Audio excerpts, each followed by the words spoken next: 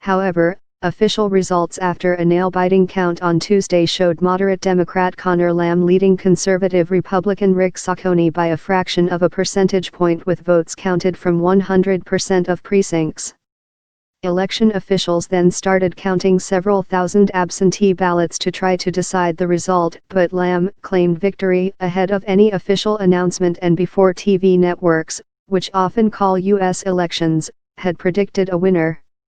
"It took a little longer than we thought, but we did it." "You did it," Lamb, a U.S. Marines veteran, told cheering supporters. Democratic sources said absentee ballots were expected to show Lamb winning the election by more than 400 votes, but Saccone did not concede.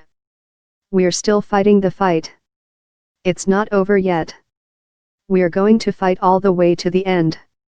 You know I never give up," state legislator Saccone, 60, said before his rival claimed victory. The strong showing by Lamb, 33, buoys Democrats nationally as they seek to win control of the U.S. House of Representatives from Republicans in the November midterm elections.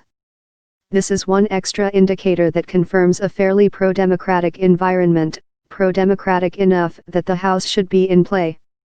Democrats should be able to compete in a lot of different places across the country, said Kyle Kondik, an analyst at the University of Virginia Center for Politics. Moderate Democrat-Republican dominance had been so strong in the district, a patchwork of small towns, farms, and Pittsburgh suburbs, that Democrats ran no candidates in the previous two U.S. House elections here.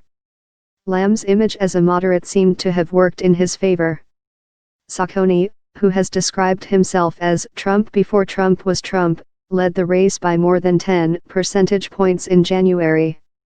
But Lamb, a pro-gun Democrat with strong backing from unions, has since surged in polls as Democratic voters sensed a chance to show their opposition to Trump.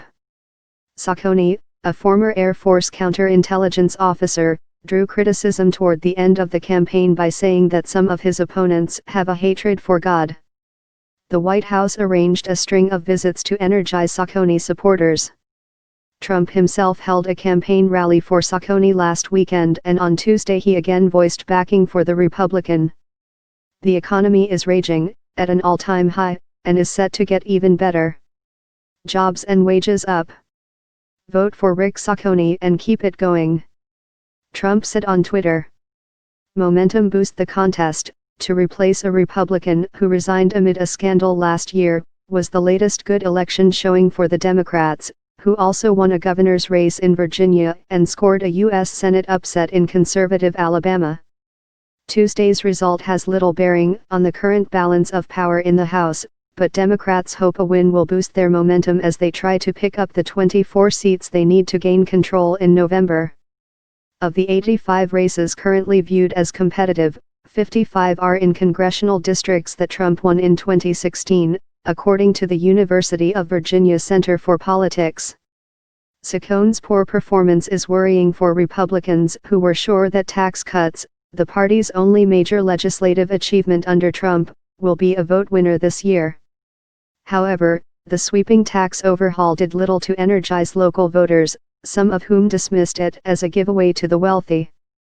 Republicans found it harder than expected to mount effective attacks on Lamb's positions on abortion, guns, and the National Democratic Party.